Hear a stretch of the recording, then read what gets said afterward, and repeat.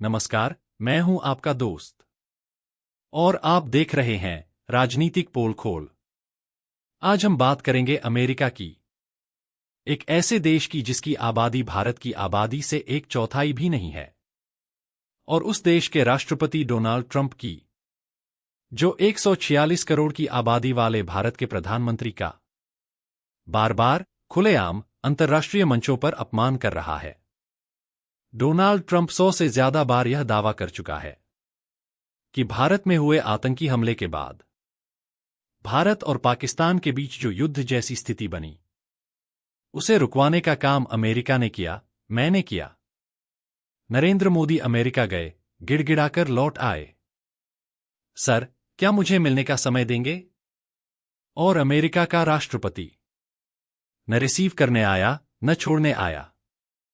ऊपर से दावा यह कि मोदी जानते हैं मुझे कैसे खुश रखना है। यह नरेंद्र मोदी का अपमान नहीं है, यह 146 करोड़ भारतीयों के स्वाभिमान का अपमान है। अगर नरेंद्र मोदी को ऐसे अपमानित किया जाएगा तो वे प्रधानमंत्री पद के लायक नहीं हैं। उन्हें पद छोड़ देना चाहिए। डोनाल्ड ट्रंप मोदी के लिए 1000 बार कुछ भी कहे, हमें फर्क नहीं पड़ता, लेकिन बतौर प्रधानमंत्री रोज रोज देश का अपमान झेलने वाला व्यक्ति हमें स्वीकार नहीं।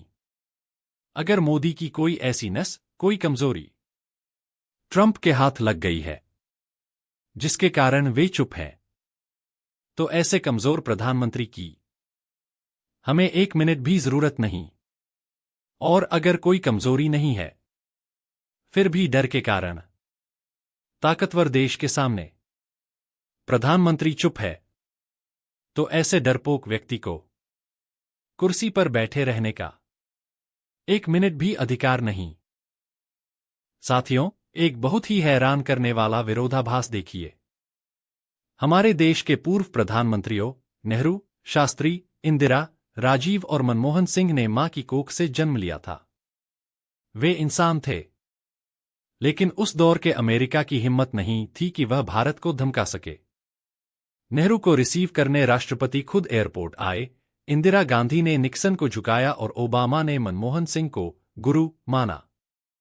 लेकिन आज एक ऐसा प्रधानमंत्री है जिसने सार्वजनिक रूप से दावा किया कि वह मां की कोख से पैदा नहीं हुआ, बल्कि उसे साक्षात भगवान ने ऊपर से भेजा है।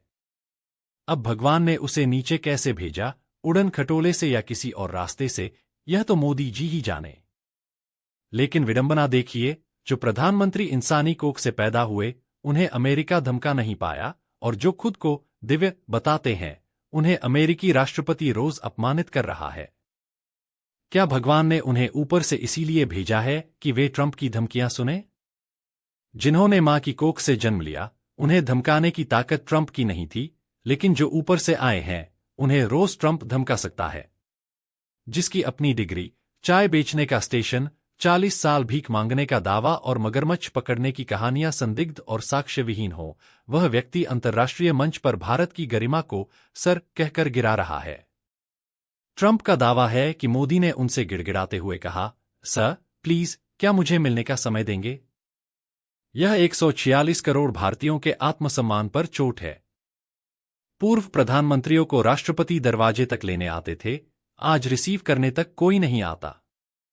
8.5 हजार करोड़ के जहाज पर जंग लग रहा है, क्योंकि शक्तिशाली देश बुला नहीं रहे। डोनाल्ड ट्रंप ने बार बार दावा किया कि उन्होंने एक फोन कॉल पर भारत का युद्ध, ऑपरेशन सिंदूर, रुकवाया। यदि भारत की जमीन और भारत की ताकत थी, तो अमेरिकी राष्ट्रपति के आदेश पर युद्ध कैसे रुक गया? इस पर प्रधानमंत्री की चुप्पी उनकी कायरता और कायर व्यक्तित्व को उजागर करती है। क्या हमारे फैसले दिल्ली से नहीं, वाशिंगटन से होते हैं? ट्रंप कहते हैं कि मोदी जानते हैं कि मुझे कैसे खुश रखा जाए। खुशी के 3 तरीके होते हैं, शारीरिक, मानसिक या आर्थिक।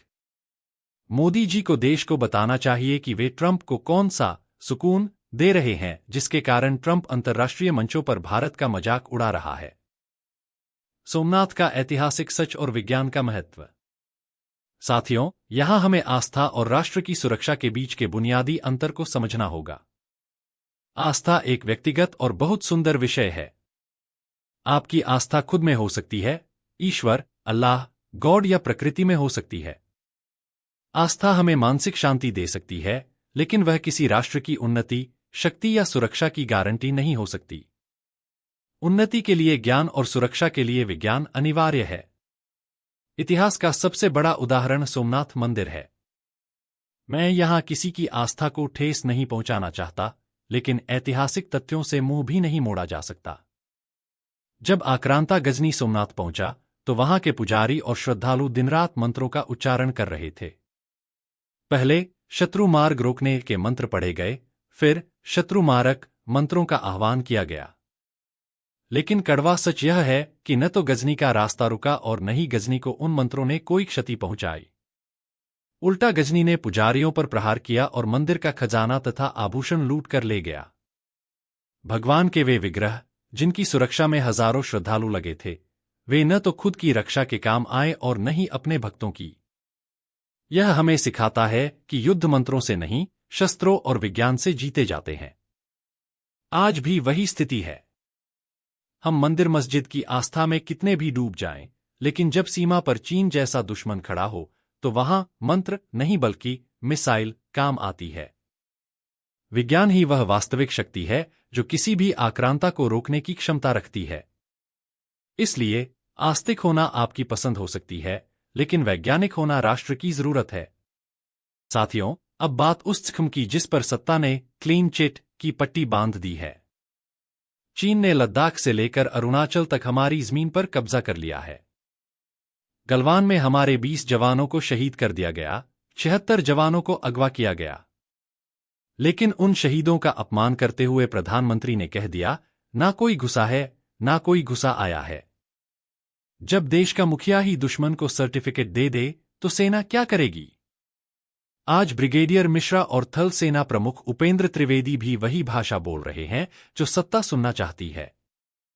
जबकि सच यह है कि अरुणाचल के सांसद तापीर गांव ने संसद में चीख कर कहा कि चीन अंदर घुस आया है। सितंबर 2020 में रक्षा मंत्री राजनाथ सिंह ने संसद में स्वीकार किया था कि चीन ने हजारों वर्ग किमी जमीन पर कब्जा किया है।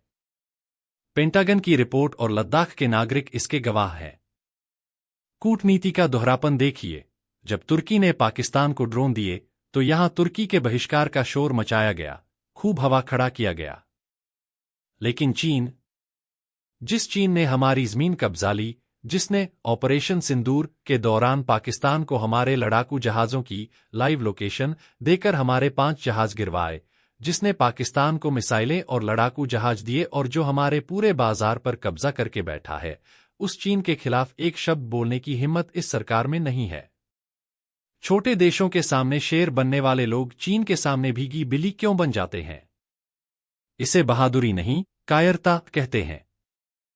यह विश्व गुरु होने का नहीं, बल्कि विश्व का सबसे बड़ा कायर होने का सबूत है। सवाल सीधा है, प्रधानमंत्री चीन से डरे हुए हैं या फिर कोई गुप्त समझौता यानी बिकाऊ होने जैसी स्थिति है? दोनों ही सूरतों में ऐसे व्यक्ति को प्रधानमंत्री की कुर्सी पर रहने का 1 मिनट भी अधिकार नहीं है जो दुश्मन के सामने देश का स्वाभिमान गिरवी रख दे। साथियों, अंत में बात उस शक्ति की जो बांटती नहीं, बल्कि जोड़ती है। मेरा अपना अनुभव है, जंतर मंतर पर जब हजारों किसान भूखे और लाचार थे, तब बंगला साहिब की रसोई में मैंने जो देखा, वह असली भारत है। वहां नमाजी टोपी पहने मुसलमान, माथे पर तिलक लगाए हिंदू और गले में क्रॉस पहने ईसाई, सब एक साथ बैठकर गुरु का प्रसाद बना रहे थे और बांट रहे थे। वहां किसी का धर्म भ्रष्ट नहीं हुआ, बल्कि मानवता का मान बढ़ा। यह गुरु नानक देव जी की वो समावेशी शक्ति है जो दुनिया को एक परिवार मानती है। दूसरी तरफ कुछ लोग नफरत की खेती करते हैं। उन्हें डर लगता है कि अगर कोई मुसलमान सड़क पर नमाज पढ़ लेगा, तो उनके 33 करोड़ देवता खतरे में आ जाएंगे। मैं पूछना चाहता हूं, क्या हमारे देवता इतने कमजोर हैं? नहीं, यह केवल सत्ता का गंदा पॉलिटिकल खेल है। जिस सिख कौम ने कोरोना काल में 57 देशों में लंगर चलाकर दुनिया की भूख मिटाई, उनकी सेवा को किसी प्रमाण पत्र की जरूरत नहीं है। इसीलिए मैं पूरे होशोहवास में कहता हूं कि यदि मेरा पुनर्जन्म हो, तो मेरा जन्म मानव सेवा में जुटे उस सिख परिवार में हो, जहां गुरु नानक की सेवा परंपरा रगों में दौड़ती हो। साथियों, 146 करोड़ की आबादी में जिस किसी व्यक्ति के पास यह वीडियो पहुंचे और जिसे लगे कि अमेरिका हमारे देश का अपमान कर रहा है, मैं उससे अपील करता हूं कि इस वीडियो को लाइक करें, शेयर करें और चैनल को सब्सक्राइब करें। यह देश के सम्मान का मामला है। लेकिन जो मानता है कि भारत के प्रधानमंत्री का अपमान देश का अपमान नहीं है, वह दूरी बनाकर रखे। वह न लाइक करें, न शेयर करें। व्यक्ति के तौर पर नरेंद्र मोदी मेरी तरह एक आदमी है, लेकिन पद की गरिमा के साथ खिलवाड़ हमें बर्दाश्त नहीं। आप देख रहे थे राजनीतिक पोल खोल। वीडियो को लाइक करें, शेयर करें और हमारे चैनल को सब्सक्राइब करें। फिर मिलते हैं एक नई पोल खोल के साथ राजनीतिक पोल खोल पर। तब तक के लिए जय हिंद।